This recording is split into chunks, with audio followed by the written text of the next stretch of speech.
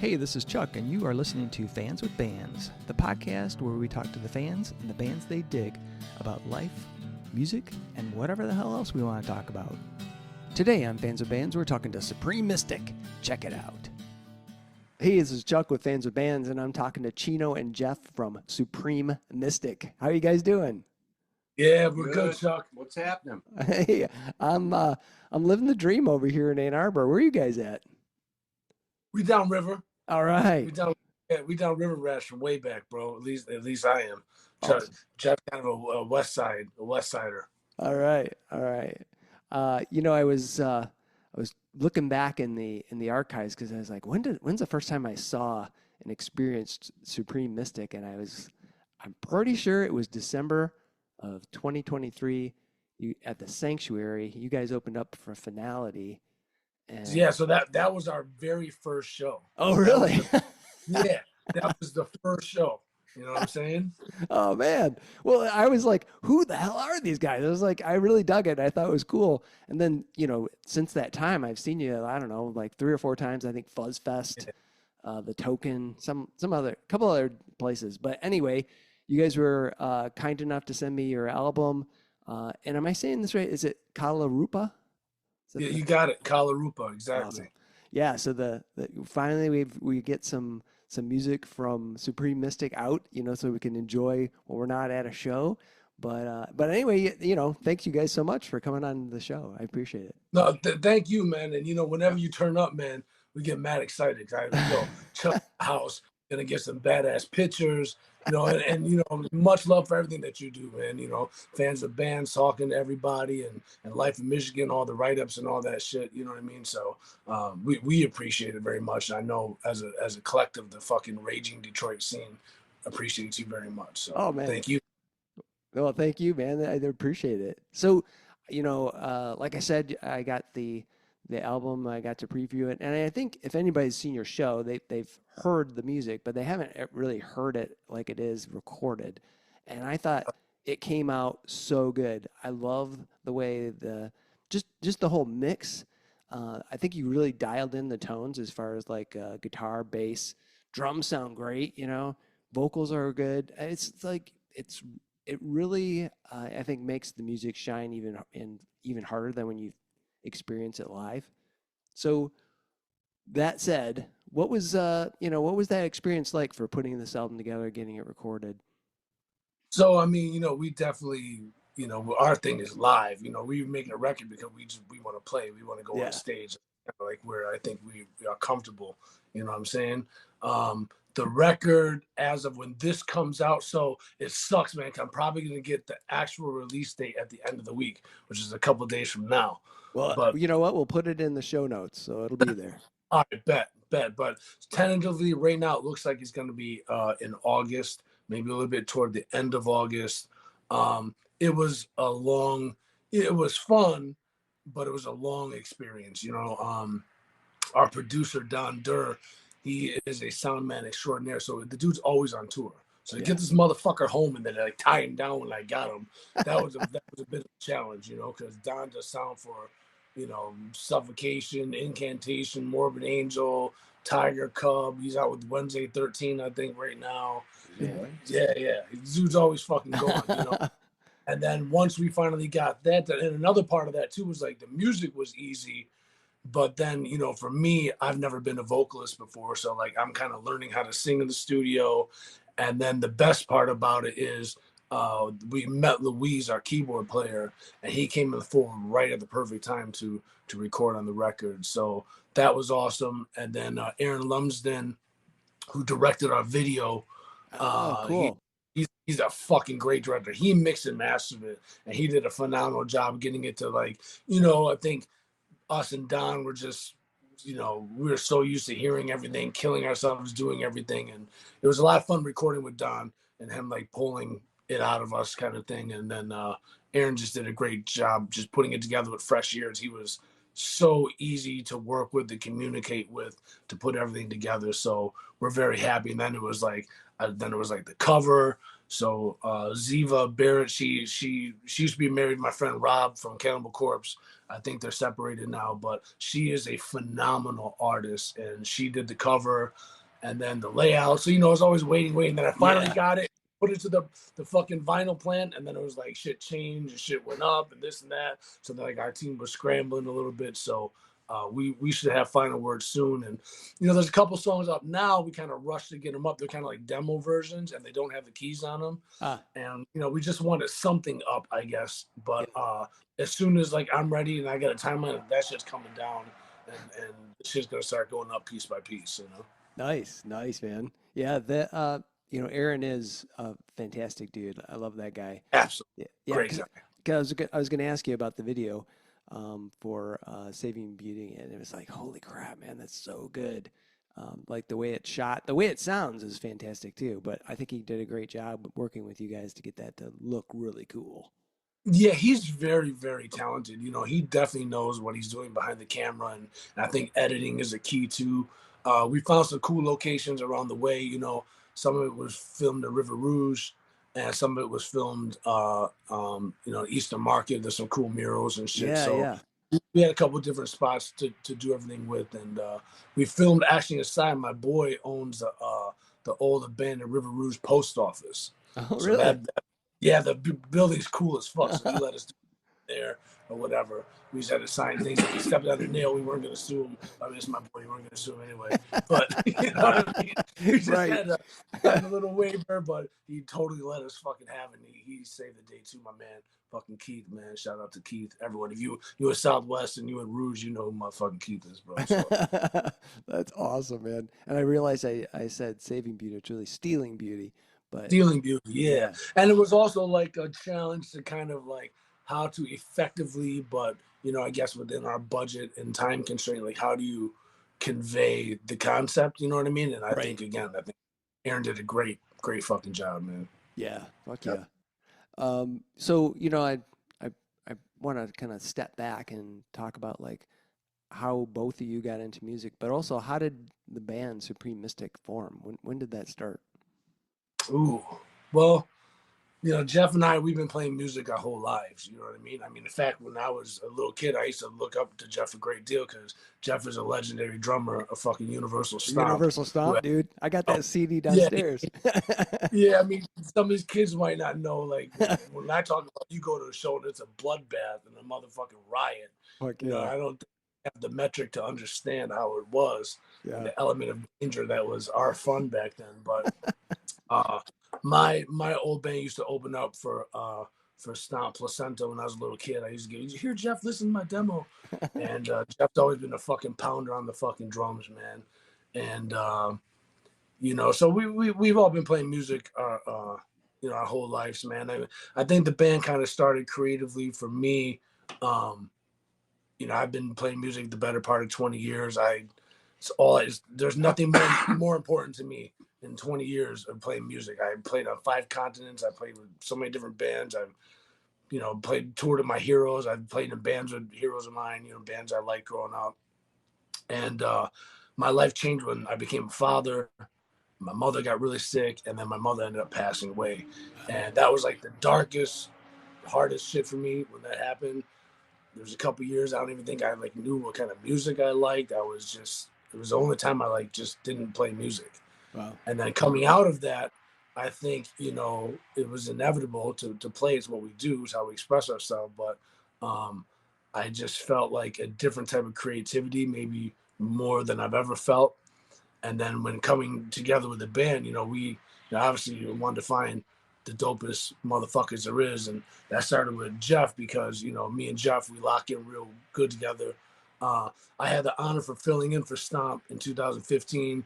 They did a reunion show, and I got to fill in, and me and Jeff instantly, we just fucking were a force to be reckoned with. We locked right, and then we played in a rock group for a very good friend of ours. My friend Rob Singleton, he's got a band called Treble Bleed. It's like totally different. It's dynamic and it's rock and we're not just Yeah. pushing the squares through a Right. circle type of shit. And it was in that process where like I was like, oh, I need someone to do this, and I asked Jeff, and he was like, fuck yeah, man, let's do this, So then there's also Alfie. He's the original shred master flex downriver. Everyone that I was always the youngest kid in the bands I played with, so everyone that I looked up to, they looked up to Alfie because is the shred master flex. And we started off like that. That first show that you seen us, we were a 3-piece or Yep. whatever. And then we were lucky to get Louise, man, because I've always wanted to have keys in the group. You know what I'm saying? I always want to have keys. Like I love Typo Negative. I love Faith No More. I just thought it would be so fucking cool, but could never find the right person. We tried a couple people out, but kind of didn't work out or whatever. And then when we got with Louise, it was perfect, man. It was like we found each other online. Oh, I'm really? like, yo, man, you like metal? Like, hell yeah, I love black metal. I love this metal. All right, bet. I was like, where you play keys? Oh, hell yeah, And he's what? He's Portuguese or No, he's from Honduras. Oh, He's from yeah. Honduras. And then I was like, where you at? He was like, yo, he's right in there. I'm on 4th Street, Outer Drive. Oh, you in the neighborhood? And then, you know what I mean? So I was like, oh shit, okay. And then Yeah. like instantly, man, we got together, and Luis is just he's best work ethic, best dude. We've become great friends and love him to death in our band, So Yeah, that's awesome. So for each of you, what influenced you to want to play music? How did you get started playing music? What were your early influences? Kiss. Kiss. Yes. Yes. I was introduced to God of Thunder from my brother. But my brother, who was also a drummer, and he basically passed the torch. My brother taught me everything pretty much, Nice. and ran with it. And it was pretty much Kiss and Maiden. Obviously, you got all the other stuff, the Black Sabbath, but Right. a lot of Motown. Just a lot of music in the family. Very cool. Yeah, that's it. Kiss and Maiden. Now it's pretty much just all time Maiden. Really? Iron, everything. they really are a class act, man. Yeah. Hell yeah. So I got they'll kick your ass in fucking soccer. They'll beat you a check. They'll fucking out fence you. They'll drive you. And they'll fly. Yeah, they'll drive you. You get to the other. You know what I'm saying? Yeah. Oh, they all need to be knighted. We need to fuck the Rock and Roll Hall of Fame. These motherfuckers need to be knighted. Yeah. Yeah. Surf fucking and shit. You know what I mean? So I got to ask you, Jeff, are you more a Clive Burr or a Nico? All due respect, Clive Burr is excellent. Nico is my dude. That is, he's the best. I've learned so much from him. Yeah, that guy. And I love everything the guy does. Yeah, I mean, he's it for sure. And he seems like he would be a super nice dude. At least everything I've seen, it seems like he would be a really cool dude. That's actually on my bucket list, is to meet the guy. We've got a lot in common. Like our birthdays are the same. Really? Birthday. Yeah, same birthday. Yep. Holy shit. Yeah. Good. He's got a son named Justin. I have a son named Justin. It's. Oh man, we got to make this happen, Jeff. Help me get there. Oh man. So Chino, how about you, man? How'd you get into music? What was your background? I don't know, man. Like around maybe like 8 or 9, I started like watching how dudes play drums on like TV and shit. Like that interested me, and I like music and shit. But I think the first record that really grabbed me by the balls was when Appetite for Destruction came out, Guns N' Roses, Yeah. And then from there, like he had an older brother, I had an older cousin, and he put me down to like Injustice for All, and then that kind of ruined my life from there. And then it was like getting to heavier shit, Slayer. We played the Slayer record backwards, and it actually said shit. Got out hella weights, and then it was like get heavier than like the big four, Sepultura, Carcass, Napalm Death, whatever. And then I think eventually I got into punk, man. I was like, yo, man, these dudes got attitude or whatever. I like the Misfits and the Bad Brains, And then from there, ultimately, it was kind of like hardcore, crossover, because it was kind of like a mix of everything. all the different things I liked being in metal and punk, but it, also had that fucking groove. I think that was always an important thing for me playing bass is that Yeah. groove. And come from Detroit, we move and groove and do it. You know what I mean, man? Yeah. And Yeah. then Motown and shit. So I think that was mainly it. And then, like I said, that ruined my life for a long time. And then I think when I got older, I started really getting more into like music. I think sometime around like 2006, I kind of like stopped listening to metal. I would just really was listening to R&B and Motown and reggae and hip hop and you know what I'm saying. And Yeah. uh, I just we love music, man. But if I have to take it back, I'd have to say it was Justice for All ruined my life, man. I was about like 9. That shit came out, and yeah, it's pretty much ruined my life. Awesome. So, when did each of you start playing your instruments? So Jeff, when did you get into drums? When did you start playing? Um, there's a pic. My mom has a picture of me, and I have sticks in my hand playing on a woodblock. I was 2 years old. I do not remember that. My first encounter was setting up my Walt Disney books on the floor and playing along to Kiss Destroyer. Oh man. That I was probably 5 or 6. Oh But shit. then my brother had a drum set, so there was essentially always drums in the house. Yeah. Yeah. That's So cool. yeah, about 5, 6, something like that.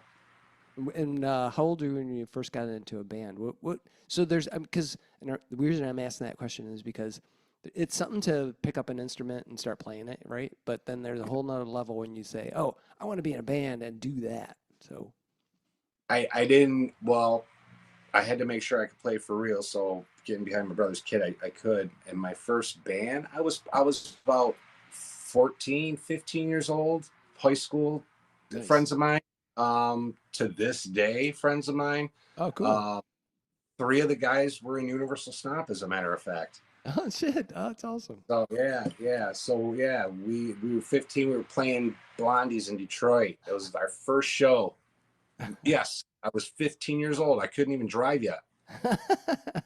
Yep. Awesome, man. So it Blondies. escalated from there. We did the play around, play around, play around, and then it got obviously, serious when Stomp came along, and then there it went. So yeah. Awesome.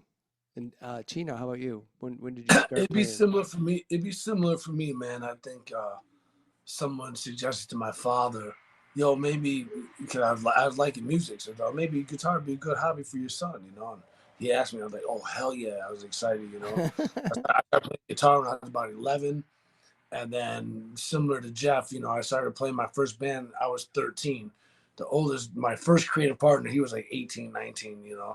But I was 13, and I was still in 8th grade. We would start playing shows, and man, I mean, I remember the first time we played a show and just started playing, motherfuckers just started getting fucking wrecked. And I was like, I love this. It's like a drug, like I never get, like I never feel that, like, wow. You know what I mean? That ruined my life too. That first initial like adrenaline dump, man.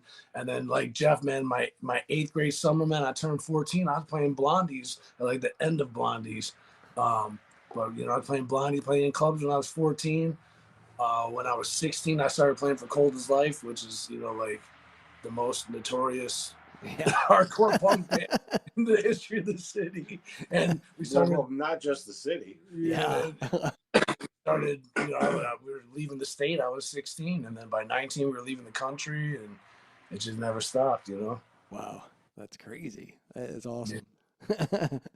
I think I Um, just got my driver's license pretty much like a couple months before I started playing Cold as Life. oh man. So I want to skip forward into Supreme Mystic. Supreme Mystic. How did you guys come up with the title, the name for the band? The name of the band? Yeah. Oh, but you getting deep now, Chuck. I guess mysticism, to be a mystic is to be a seeker. And, if you're a yogi or an occultist or a Vedantist or a Bhakta like I am, I guess, mysticism is kind of about what's behind the veil. What are the unseen forces? And I think that we're all kind of on a quest in life. And, what are the great questions to ask as a human being? what is the perfection of being a human being? What's the ultimate truth? You know what I mean? What is the ultimate goal of human life? Yeah. You know what I mean? And to be, I guess, a supreme mystic is to find the answer to that quest. You know, what's the unifying force out there? You know, what is the total sum of intelligence and consciousness and love? And I think it's about connecting with that.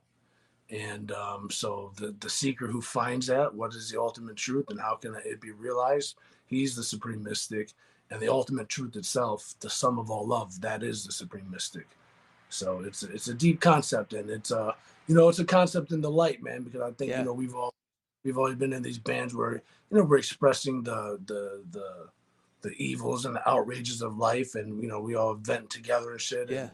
and sometimes we've seen people vent real hard and get fucked up real bad, you Right. know. But I think now I think really if you break anything down, man, it's all about intention. Like, what's your intention?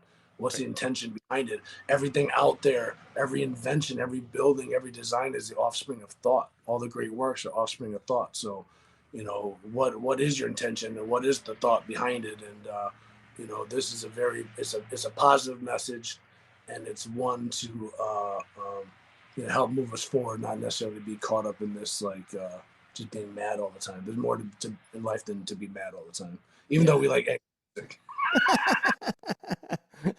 I was going to say, there's definitely a positive impact, a positive message that I've picked up from your music. The, songs like, Stealing Beauty or, um, oh, shoot, I'm drawing a blank. Oh, Transgression of the Soul. Uh, Transmigration. Transmigration, yeah, that Yeah. tune, so cool. And then, when I was listening to the album, the Kala Rupa, that title track, so Yeah. awesome. Can you tell me about that, like that song and how that song came about? Well, the title itself, so in Sanskrit, which arguably may be the first language, it is definitely the mother of language. Yeah, The Romantic languages come from it. Russian language comes from it. The Nordic languages, Arabic languages, Sanskrit's the mother language. And in Sanskrit, Kala is time. It's the force of time. Rupa is the form. So it's kind of like uh, time as the annihilator, like the form of time as the annihilator, that it will eventually annihilate everything that is material, everything that's temporary, everything that is in ignorance and delusion will be annihilated. And, it doesn't matter how smart you are, you can't outthink it. It doesn't matter how right. and it doesn't matter how rich you are, you have all the money, you can't buy one moment back. Doesn't matter how strong you are, you're not going to beat it. If you're fucking gorgeous like me and Jeff, it will take that away from you. You know what I'm saying, bro? So it's Yeah, like whatever you have that is material and temporary, it's going to cease to be. And if that is what all of your happiness is invested in, then eventually it's going to lead to your suffering, because eventually you're going to part ways with it. There's no luggage rack on the hearse. you know right. that's kind of the theme is, and the theme of the record, it kind of is sequential, that it all has kind of a unifying theme to ultimately get to that song and to that concept. The whole song is just kind of like a ride to get to there. You know what I mean? Hmm. How the song came about, I mean, the song, that was the last song that we wrote for the record. And it was weird because it was kind of in pieces. Like, we learned our parts, but I was going insane with all the layers until it came together. And then it was kind of like when we heard in the studio for the first time all together, like, oh, now it makes so much sense. But like before, it was like very hard to kind of like Yeah. we just like knew our parts and how to put it together. You know what I'm saying? But it was the last song, and um, yeah, it's a very interesting song. It's a little bit different than some of the stuff on the record, and I think it's probably I think it's the only thing on the record we have not even played live. There's one or two songs Yeah, I we was gonna haven't played. say I don't think I've heard that song. So No, definitely not yet. You know what I yeah, mean? And it's a little bit longer. You know what I'm saying? But there's no rush in it. We weren't rushing to get anywhere in the song. It is what it is, and yeah, I can't wait for people to hear it. yeah, it's a great tune. I think, like you said, it change. It's a little bit of a change of pace. I mean, not drastically, but there's a little bit of a change of pace in there. But it's super cool. I like the spoken word part of it. I like the just the whole aspect of it. It's really cool. Yeah, yeah, yeah. So for each of you, and I know this is like a super hard question because it's like picking your kids, but um, which of the songs on the album speaks to you the most? Do you think is your favorite if you had to pick one? Just one? I know, that's what I'm telling you. It's a shitty question.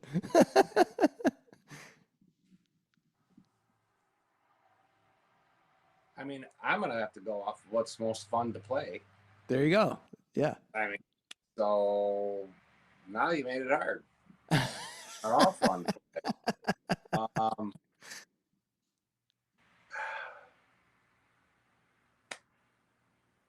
I like Kala Rupa. There you go. Awesome. Yeah.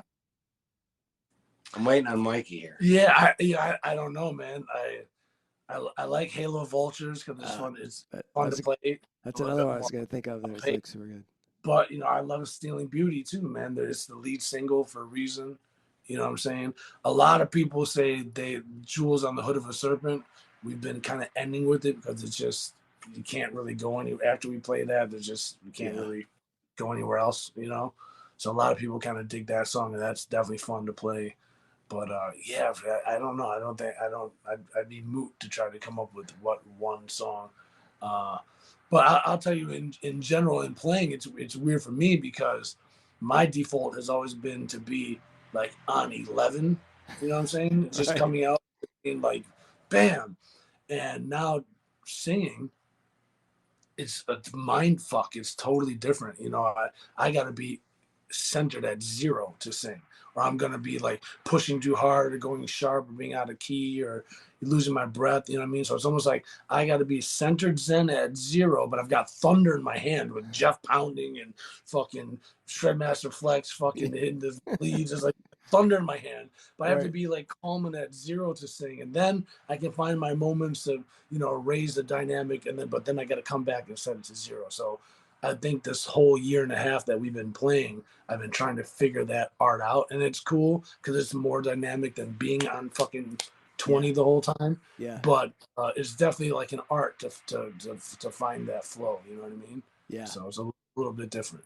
It sounds good on the album the way that because you got a good melody and harmonic texture that's going on with your there's I guess with the vocals, there's part of it where you're actually singing, and there's other parts where you're more a shouted, like hardcore kind of, like more in those choruses and stuff like that. But when you're singing, I really felt I got sort of like a Alice in Chains vibe off of it. It was really cool, and it again adds that layer and dynamics that I think this makes the album really, really awesome. Right on, man. Thank you, man. It's definitely been. I understand why, like a lot. I give singers a lot of credit now. I understand why. I understand why a lot of singers are bitches. You know what I mean? Especially good ones, man. Because it's some personal shit. You under a microscope, and it's like you, and it's not just like Jeff hitting the drum or me plucking the string or some shit. Right. It's a little bit more intimate or whatever, and you got to be a little bit more vulnerable, I think, to actually sing. But I mean, that's a huge compliment because I love Alice in Chains. And I think some of it, like Alf does some of the harmonies, and Alf has I really have to work on it. Alf is just like, he has a phenomenal ear. He's a phenomenal musician, and he can sing them harmonies just like he knows the note. Yeah. You know what I'm saying? I have to like work on it and know where it is and find it and be comfortable and memorize it or whatever. But he just comes out with it, and I think that helps bring in that factor that harmonizing some of the notes and shit. But it's definitely fun, man, and I think it's cool trying to do something different, man. Because I think the worst thing you can do on an individual level, on a creative level, is to become a parody of yourself. There's a lot of bands that are just, you get your niche and people like it, but then just comes a point where after a certain record, it's kind of like we know what the great works are, but now it's just the same shit. But I really love the bands that like don't adhere to that. Like, I don't know. I love Type O Negative. I love Queens of the Stone Age. I love Fishbone. I love Quicksand. I love bands that just like they're not adhering to that. They're gonna do something dope. Faith No More. They can do something dope right now. What it is, and you know, so I think, you know, trying to change up or evolve or do something a little bit different. You know, as long as the intention's right and you're true, you're doing it for the right reason, and like we said before the thing started, man, if you're having fun, because everything else aside, you know, followers, money, this or that, bro, if you ain't having fun, man, just don't do it. Don't do it. People will know. People will know if you fucking miserable up there, motherfuckers. They can tell. You know Oh, fuck yeah, yeah. And you know that speaks to something I've talked to other folks about. In when I'm listening to music, you can tell if somebody authentically cares about what they're doing and is not just Absolutely. like fucking going through the motions and like, oh, I think this will be. That's the worst thing I think people can do is try to say, oh, I'm gonna do something I think people will like. Like, fuck that. You gotta do something Exactly. you love. You do that, Exactly. and And if people, people like it, yeah, you're lucky. yeah, fuck yeah. Yeah, exactly. Yeah, but that can't be the motivation. You know what I'm saying? Right. Especially rock and roll. Like you know, I love my mom. God bless her. But your mom ain't supposed to fucking like rock and roll. You know what I'm saying? I don't want to hear, oh my mama. If someone tell me their mom likes this shit or something, bro, then you doing something wrong. Your mama ain't supposed to like what's this shit. It's supposed to be rebellion and fucking whatever. So it's Right. not, you know. And all the cookie cutter fucking pop shit. Like, I like real pop if it's catchy, if it's dope, but this cookie cutter formula. Here's a scale for the summer song. Here's a scale pattern for the winter song. Here, Right. fuck all that. You know what I'm Yeah. saying, bro? That is the most soulless, cookie cutter, fake, glib. Glib is the biggest turnoff in the world, bro. When the people just, them corporate people smile at you and they say them right words, but like they don't mean anything. They're just like a shell of a fucking emotion. You know what I mean? Fuck yeah. Biggest turnoff in the world, man. You know what I Yep. mean? You gotta be, and I think that's one thing about Detroit, man, and why we are the epitome, the barometer of, you know, what the working class average person is doing in the nation, is because we have that authenticity. And that's why a lot of this shit come from here. That's why a lot of rock and roll, proto, you know, fucking punk, you know, the MC5, the Yeah. Stooges, Alice Cooper, Motown, you know, Negative Approach, John Brandon. There was hardcore punk, but John Brandon was the first dude Yeah. to Yeah. bitch that hard. You know what I'm Yeah. saying? I think that shit comes from Detroit because that's what we have, and that's something you can't learn. That shit. That's authenticity. You know Yeah. what I mean? You can't go to school for it. There's no one giving a class on it. You know what I mean? You are, you ain't. You Right. know? Right. Yeah. You got to feel it. You definitely have to feel it. So for the you guys as far as a band working on songs, what's that songwriting process like for you guys? Is it where one of you comes up with a fully formed idea and then brings it to the band and you kind of shape it and mold it, or is it like what I think of as old school? We all get together. Some, drummer starts doing something, guitar player adds in, and next thing you know, you got a fucking song. So, what's I'll your start. process? Me being the drummer, I'm sure the drummers can relate.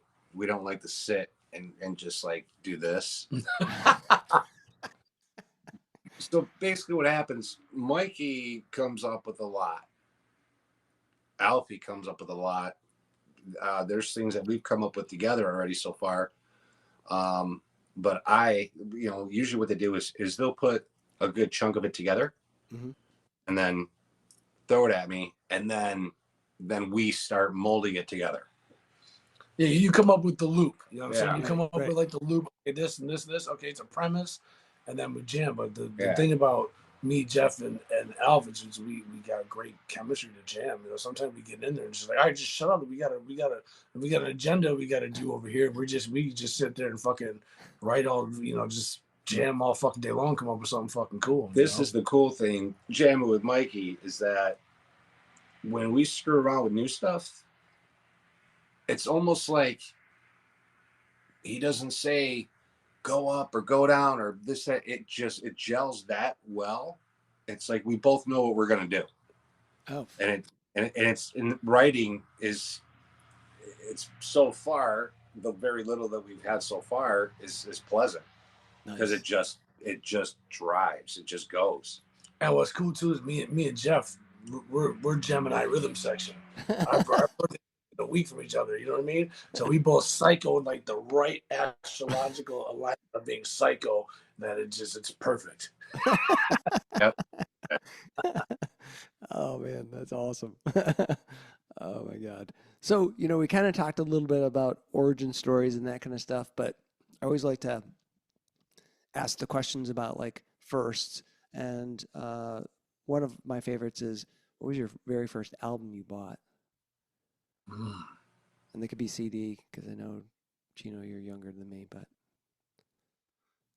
well, hell, Jeff's probably younger than me too. I don't know about that. Yeah, I'm trying to think. For me, buying was probably cassette.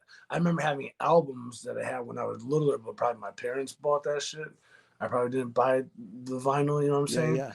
Me, it was cassettes first, but then yeah, CDs was when that started. That was really my fucking era of music. You know what I mean? Yeah. Wow, that's a tough one, man. Really know. Yeah, I don't know what the first CD I bought or the first cassette tape. What's the one that's most memorable to you then when you were young listening to?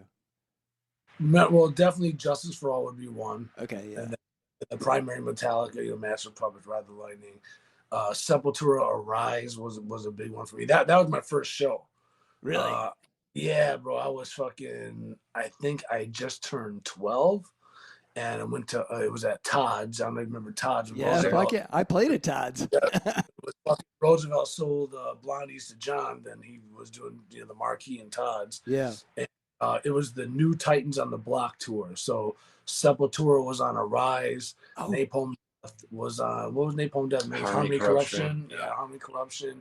Sacred Reich, Independent wasn't out yet. So I think it was Surf Nicaragua. yeah. And Sick of It All open. Yes. And it was We Stand.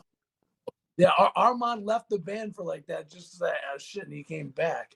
And Craig wasn't in the band yet, but fucking yeah, it was We Stand Alone, man. So, wow, what a first show! Like that Yeah. split my wig back, and I can't explain it to kids now. There was no barricade.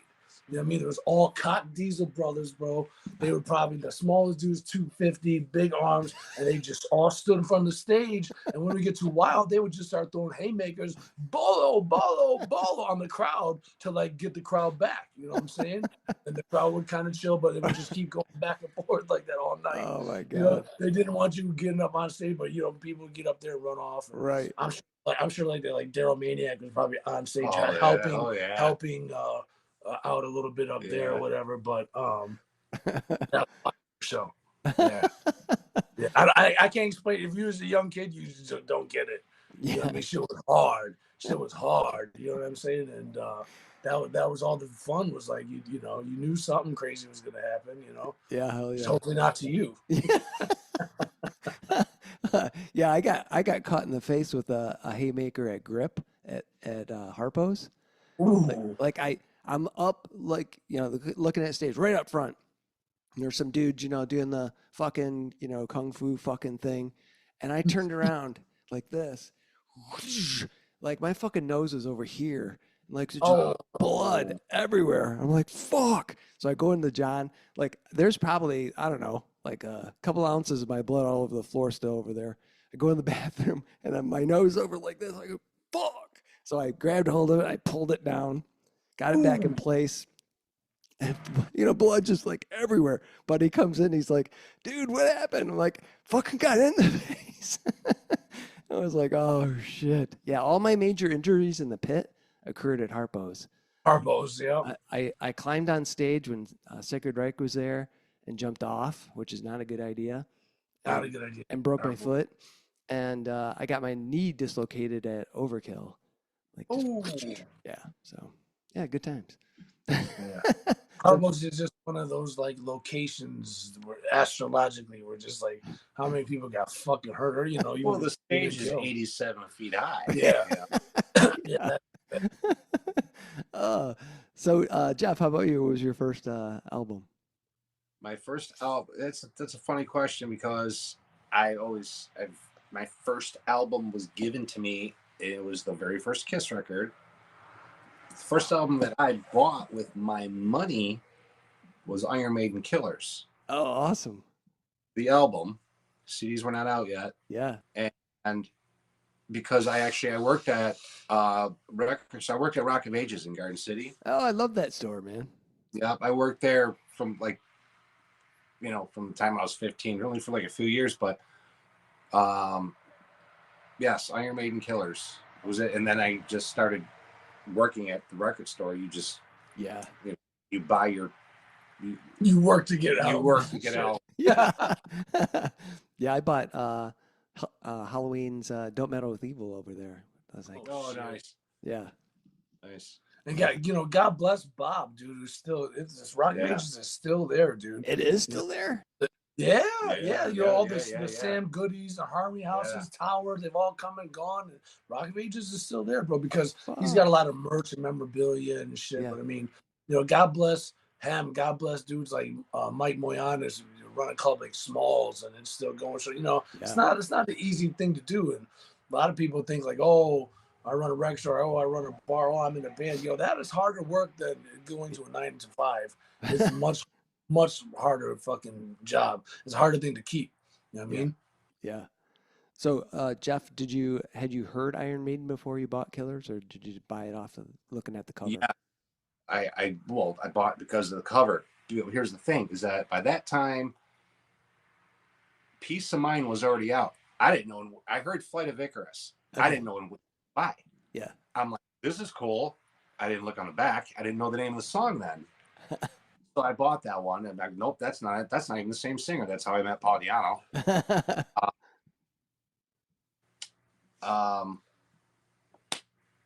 Yeah. Yeah. Fuck yeah. So what was your first show? I was 8 years old. It was Kiss at Pontiac Silverdome, 1979, with Cheap Trick. My mom took me. Oh, son of a bitch. Yeah. Dude. In 79, I was like, as you probably were, in the Kiss Army. I still got my Kiss belt buckle over there. I had all the Kiss cards, I still fucking. have them. Oh, you do? Oh, dude. I still have the dolls. Oh, man. Oh, yeah. I still have my still have all jeans and posters. all that shit. Oh, yeah. Oh, dude. Yeah, I'm sitting in a gold mine. Yeah. Oh, yeah. Hell yeah, dude. Because do you know Tom Selling? Do you know him? Nope. He's a photographer and used to be an Oakland County sheriff, but he's huge in the Kiss. He even went to the most recent he met Gene Simmons somehow. Okay. So yeah, A good crazy. buddy of mine named Photo. His name's Joe, Oh, but yeah. he goes by Photo Joe. Yeah, I he's a think I really know. good friend. He does all those Kiss conventions and all that stuff. Oh, really? Wow. Awesome. Yeah, he's the one that puts them on here. Yeah, you want to see a guy that's got Kiss stuff? Wow. Wow, literally, he's building a museum. Seriously, wow, that would be awesome. Wow. Yeah, but yeah, that was my first concert. It was great. Yeah, Cheap Trick warmed up Kiss. It was cool because that was the last leg of that tour with Peter Criss. After that, they got Eric Carr, so I saw all the original members. Oh man. Yeah. God damn. Yeah, that's one thing I missed out on. 79, I was in high school. Yeah, I think it was in 9th grade or something like that. But Okay, you're a little bit old. yeah, I just turned 61. So Okay. All right, I'm 53. I was really wanted to go, but my parents were like, "Fuck that! You're not going to that." But I remember that fucking thing, like, oh man, they're gonna be here, And then yes, Eric Carr took over, and I'm like, oh yeah. So I didn't get to see him until they played. It was a long time after when they played the fucking Comerica. I went away from Kiss when they dropped the makeup. Yeah. And I went back to them, and I was at that when they reunited in '96 at Tiger Stadium. Oh, okay, cool, awesome. Yeah, Alice in Chains opened up, and someone else. Yeah, that was cool. Yeah. So, very cool. So if you guys could take Supreme Mystic anywhere in the world to play, where would that be, and who would you have on the bill with you guys? So that's an interesting question. I mean, I don't know. I want to go everywhere. If I can go everywhere, I'm fucking everywhere. You know what I mean? I love just to go back to places I ain't been in years. You know what I mean? But yeah, we'd love to do the whole country. We love to do Europe, Japan. I love Japan. Japan's fucking a riot, bro. Everything's perfect over there. You know what I mean? If not, they'll carry if it ain't perfect, bro. I've been to Australia. I only been there once. That's a riot. I love to go to South America. I'd love to go to Chile because Chile they riot for you. They like you so much they riot and shit. So Right. I like Chile. And I don't know. I love to go everywhere. Who to play with? I mean, he's gonna say Kiss, but they're retired. No, I won't. Oh, you say Iron Maiden? No, I mean, are you being like, what would be real? Like, who would? You can do a fantasy one or a realistic one if you. Yeah, go ahead, bro. Yeah, I don't know, man. You got the whole world right there. I don't know. We want to play with everyone. It's kind of weird. Like we have a weird thing because it's our sound is kind of a hybrid. I think you very accurately described it as post metal.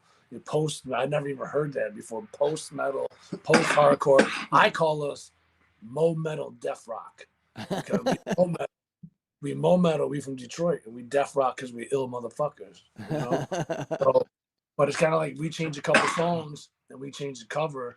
We've been playing a lot of the shows with the stoner rock bands and the rock and punk bands. Yep. But then we play shows with real ultra heavy fucking metal bands and death metal and thrash bands. So, the primary songs kind of go over either, and then we just change up the other ones a little bit. If we're gonna play more of a stoner rock, then we won't play maybe our two heaviest songs. And then maybe like we were to do our rocks, and we were like, oh, we need to do a cover, and fucking I don't know, I want to do like ridiculous punk rock shit or Motown or reggae shit, and Jeff like, yo, let's do Suffragette City, Bowie. And I was like, yo, like that was kind of wild, but I kind of thought like that'd be kind of crazy. And then the next night I was just sitting and I figured out the bass line at home.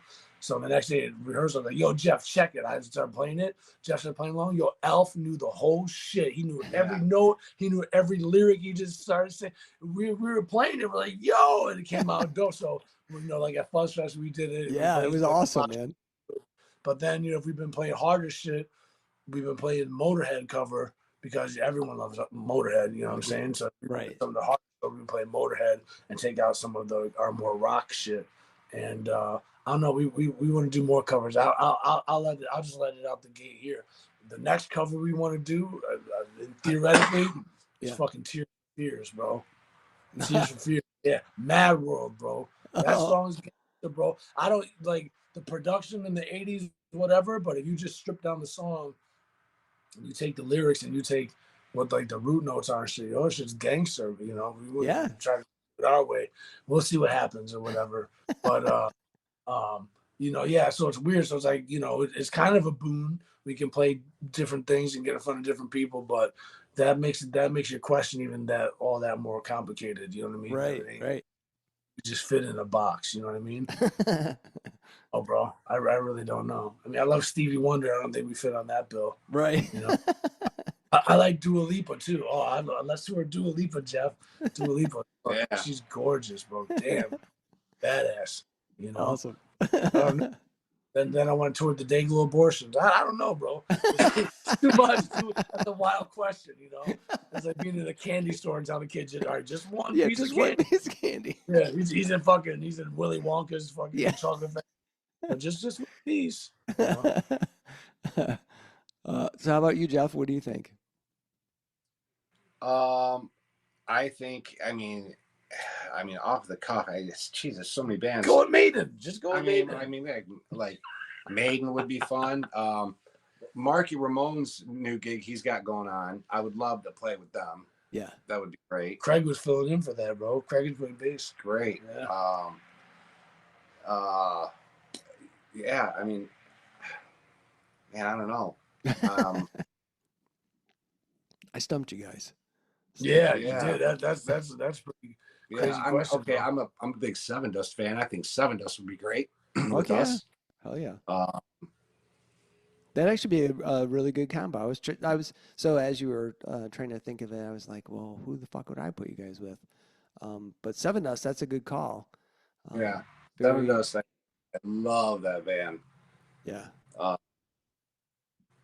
yeah, I mean, I don't know. I really, I can, I can keep going. I mean, the Metallica era.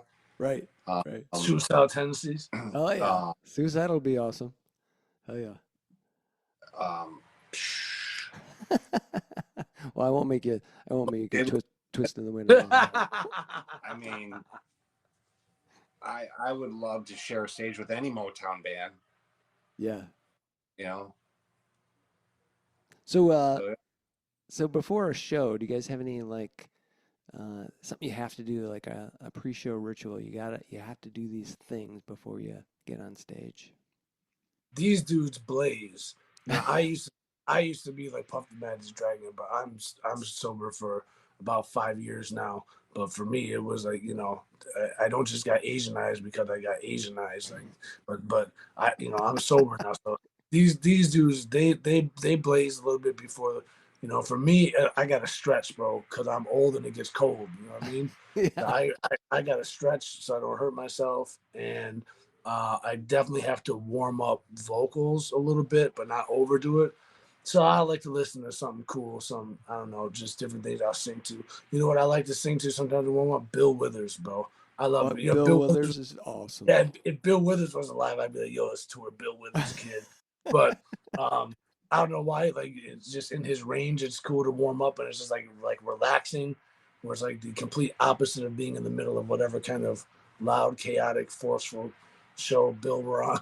You know what I mean? But, Right. yeah. I guess I got to warm up and stretch. So that's on my mind now. And these dudes blaze and relax, and then now I think it's just something to kind of. Not stress out, not take yourself too seriously. You kind of got to like get out of your head. It's like Happy Gilmore. Happy, go to your happy place. You know what I mean? It's kind of like that. You got to go to your little happy place and just kind of pretend like not even think about it, and then that way you're free to do your thing. Because if you ever like constrained to your thoughts and like obsessing about everything, and you'll probably be too uptight and intense to really like let loose and go. So I think Yeah. you got to do a Happy Gilmore. Excellent. So you've got the album coming out, hopefully August-ish maybe. And Looking at all right. And what else you guys got coming up? Keeping in mind that this probably won't come out until the end of May. So what's on tap for Supremistic? Yeah, we're playing shows. We try. We want to be consistent in the area, but not. We don't want to oversaturate too. Right. You know what I'm saying? So if we're talking, if it's Detroiters listening, we're playing in the Detroit area. One show that probably comes out because I know we're playing a couple things in between, but uh, one thing that's definitely coming up after this is we're playing at the Outer Limits, and I think that this bill is going to be awesome. It's Cult of Space Skull, who's just fucking wild. Yeah. Sonic Smut.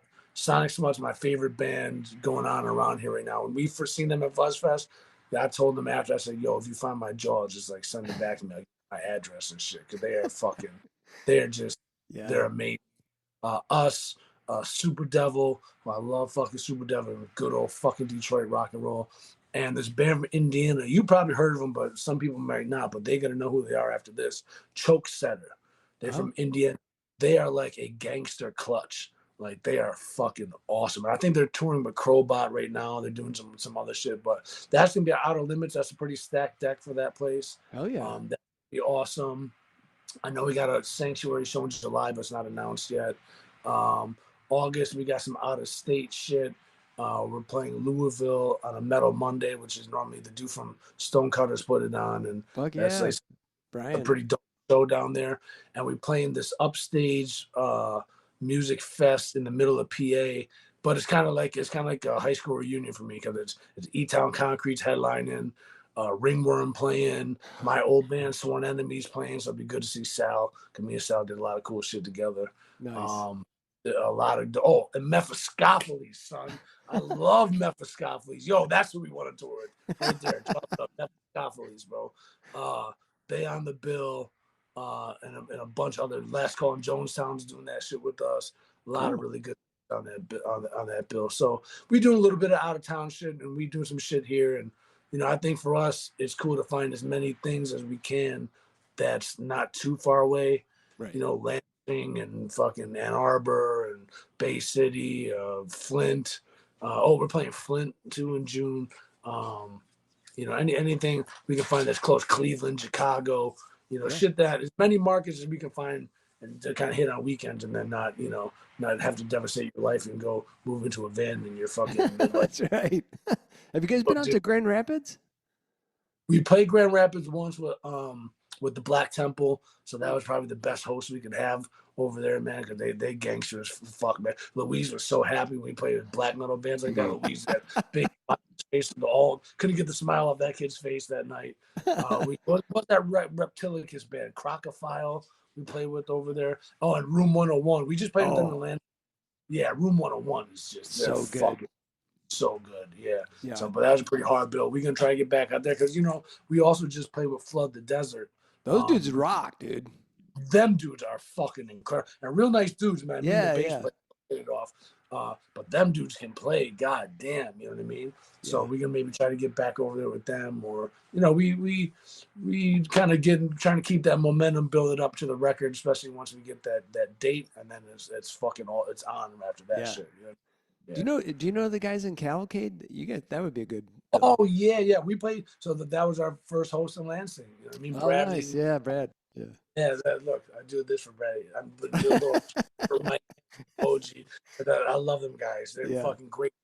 We brought them over here. We played a show with them over here. It was that was a great bill.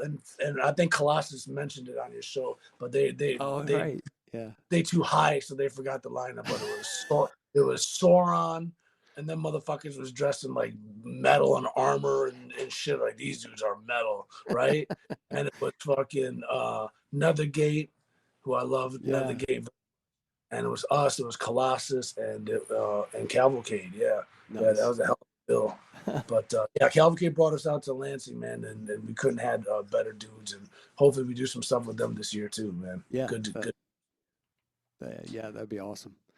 Well, guys, I appreciate you being on Fans of Bands. I've got one last question, and that is pineapple or no pineapple on pizza? That's a deep question. You deep with the questions. Ask it again. Pineapple or no pineapple on pizza? So, pineapple alone or pineapple on pizza? Pineapple on pizza. He's saying put pineapple. Put a pineapple on pizza or no? On pizza or not? Not for me, but I'm not against it. All right. He's not telling you what to do with your stomach. He's just that's saying right. for him. He's just saying it for him. Now, that's what it's about. It's like, what is it for you? It just doesn't mix for some reason. Yeah. I'm with you, Jeff. Well, I'm a vegetarian, bro.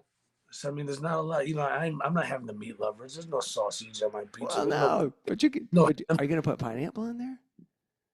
Maybe. I guess I'm not.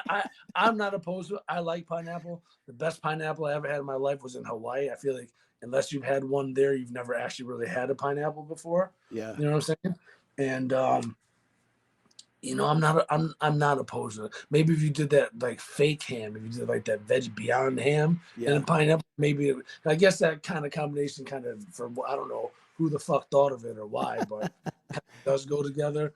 But I'm not opposed to it. But it's not my go. It's not the go-to. All right, good. Yeah, with the mushrooms or green peppers or something, olives, something else. Hell yeah. Now you're talking. See, I'm not a sweet and savory guy. That shit just.